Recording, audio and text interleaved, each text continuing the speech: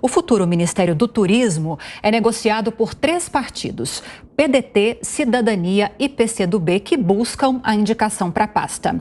Após a reunião nesta terça-feira do Conselho Político do Gabinete de Transição, a senadora Elisiane Gama, do Cidadania, confirmou que a esplanada será composta por 37 ministérios, 2 a menos que o recorde já registrado até hoje de 39 ministérios durante o governo de Dilma Rousseff. E é com esse assunto, inclusive, que eu abro a nossa enquete de hoje. Te pergunto, você que está nos acompanhando aqui no 3 em 1, você concorda com esse aumento na quantidade de ministérios? A gente conta aí com a sua participação da enquete de hoje. E é só votar, é só entrar no site jp.com.br, só votar que no final do programa eu trago um resultado pelo menos parcial para você que está nos acompanhando. E é claro que eu faço essa pergunta da enquete também para os nossos comentaristas, começando com o Serrão, que já deu a sua opinião a respeito disso, mas quero ouvir mais uma vez.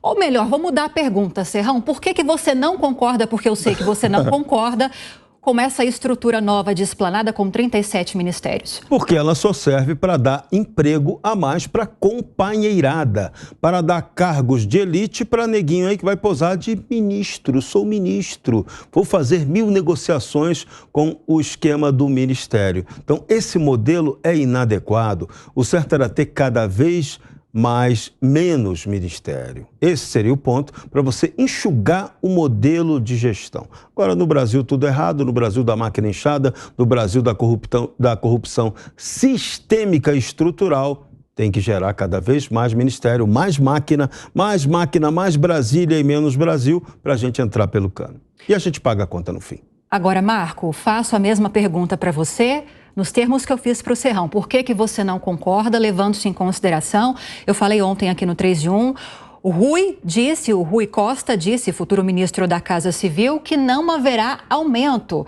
na verba para manutenção desses ministérios. A estrutura será compartilhada. É possível que isso seja feito? Se não vai ter aumento, porque vai aumentar, então. É tão ridículo isso, Lívia. Desculpa, é meio inacreditável. Porque é a mesma ladainha. Parece que a gente está tendo um déjà vu aí do passado, recente. E a história é a mesma, a gente comenta o óbvio. A pergunta poderia ser, você gosta de levar choque, enfiar o dedo na tomada? Pô, ninguém gosta. Como é que alguém defende um negócio desse? Tem que ser uma pessoa ou que tem algum interesse pessoal nisso, daí ela defende. Porque o fato é o seguinte, não faz sentido aumentar a máquina pública, ela já é gigantesca. Só o Ministério da Educação tem mais de 300 mil servidores vinculados a ele. É gente pra caramba. Você fala, pô, vamos criar mais um. Então a gente inventa aqui, separa a economia. Você está criando outros centros de custo, aumentando o aparato burocrático, aumentando o número de cargos em comissão. Isso tudo vai gerar gasto para a máquina pública. E não adianta falar que é promessa de Odorico Paraguaçu, sabe? Aquele político que tem um discurso, todo mundo sabe que aquele discurso enfadonho é falso, é mentiroso, e tem gente que, porque acha o cara legal, acredita nele. Então, de novo, né? É aquela velha história que a gente viu se repetindo, e todo mundo vai pagar essa festa que vai acontecer lá em Brasília. E não adianta achar que é em prol de, vai ter lá o Ministério da Pesca, são pessoas do bem, etc. É tudo querendo verba para usar em alguma contratação ou colocar algum amigo, algum parente. E a história vai seguindo sempre no mesmo sentido do Brasil. Infelizmente, a gente tem aí um retrocesso que a gente pode ter que pagar isso pelos próximos 30 anos.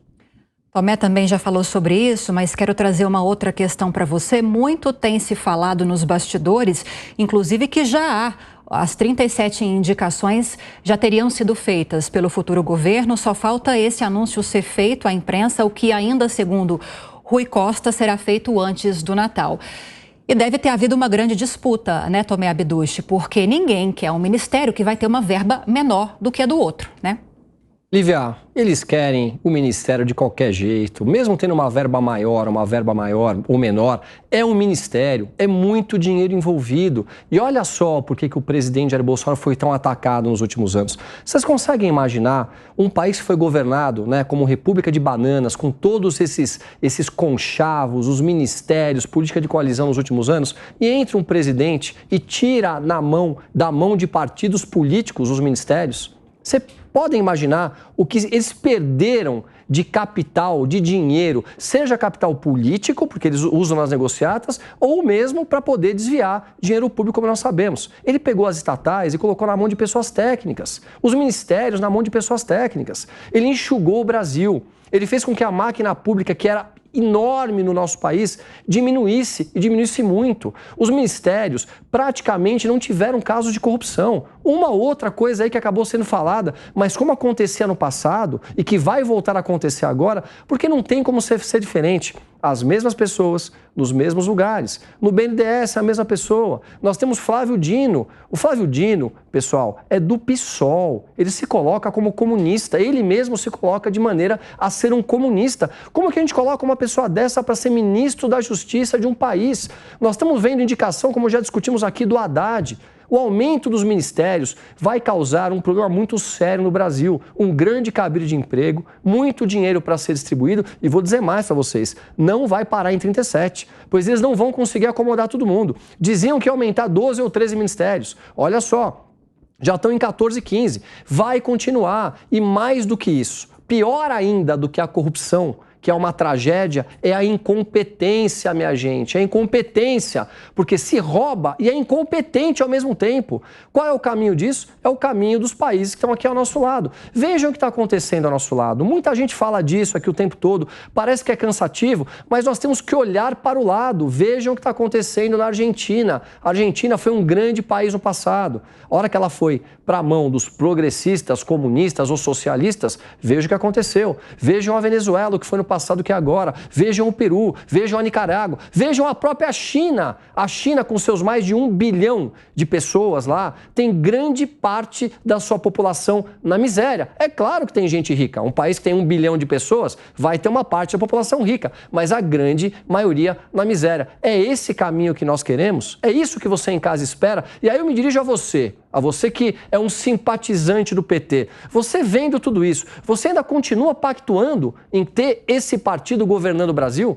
É um grande absurdo, porque não tem nada a ver com as pautas que vocês têm como forma de vida, com as pautas LGBT, com as pautas que todo mundo concorda, que é cuidar da Amazônia, com a forma de viver de cada um que tem que ser respeitada. Você vive do jeito que você quer viver, eu vivo do jeito que eu quero viver, integridade a gente não abre mão e todo mundo ganha com isso e uma nação cresce. Mas pelo jeito a gente vai para um caminho totalmente avesso a todos nós, ao que nós da direita queremos e o que muitos de vocês da esquerda também querem. E só é importante frisar também que nos Estados Unidos, só um elemento comparativo, né?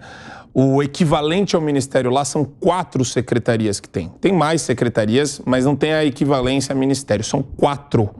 De um governo, inclusive, socialista, de esquerda, que é o do Joe Biden. Só para vocês terem um critério de comparação. Em termos de recursos, você não deve ter essa informação. Em termos de recursos, o PIB deles é muito maior, a arrecadação deles também.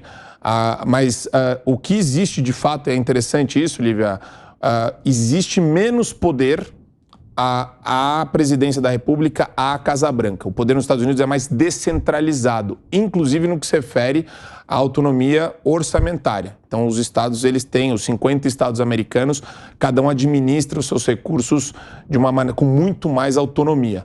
E o poder do presidente da República, no caso, o presidente dos Estados Unidos, comparativamente com o Brasil, é menor. Ele se vincula muito mais a assuntos de política externa. Ele tem muito poder interno, mas comparando com o Brasil, teoricamente, ele tem menos poder. Só que hoje a gente vive numa juristocracia. Então, nosso judiciário, nossos órgãos de cúpula ganharam todo esse protagonismo e esse poder na mão deles. Serrão, para a gente encerrar esse assunto, quais são os limites, na sua opinião, ou iniciar uma nova discussão com isso? Quais são os limites dessa troca de apoio político para garantir a governabilidade. Por que eu pergunto isso ainda nesse assunto dos ministérios? Desde o início, desde que Lula ganhou as eleições, muito se falou sobre a possibilidade da presidente da Fiocruz, Nízia Trindade, assumir o Ministério da Saúde. Até a oposição chegou a concordar com essa indicação. Mas por causa dessas articulações políticas, parece que isso não pode ser uma realidade, pode não ser uma realidade, um político pode ganhar esse cargo. Isso é preocupante. Totalmente, porque qual é o jogo que o PT gosta?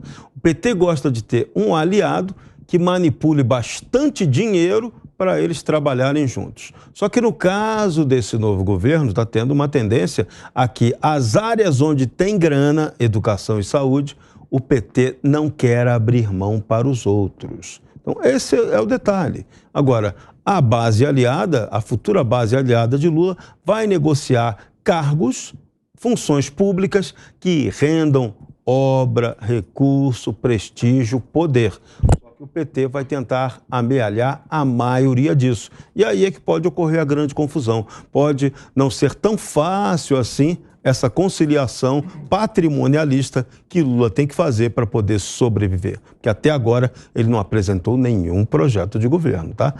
Só na conversa fiada por enquanto. Rapidinho para a gente sair para o intervalo. Fazer um ponto bem rápido aqui. Vocês sabem por que eles estão tão interessados em aprovar essa PEC do fura-teto? Eu vou dizer para vocês. Porque o ministro Paulo Guedes mostrou para essa turma que tinham na época o Bolsa Família, que dava lá uma miséria para as pessoas mais pobres, para essa pessoa somente poder comer e criar um curral eleitoral, mostrou para eles que esse dinheiro, quando ele é aumentado e dado para essas pessoas, vai direto na veia da economia. Essa pessoa consome, essa pessoa vai no supermercado, toda a indústria gira, impostos são arrecadados. E só que isso vai dar, neste momento, para nós, durante 1 ano ou 2 anos, que é o que eles querem aprovar, uma falsa impressão que o Brasil está crescendo. Grande parte da mídia vai bater palma e nós vamos achar que o Brasil está crescendo. E, na verdade, eles vão estar trabalhando para aparelhar o Brasil, que é o que fizeram com essa mesma gente nos últimos anos. Esse é o teatrinho do Lula, está montado já.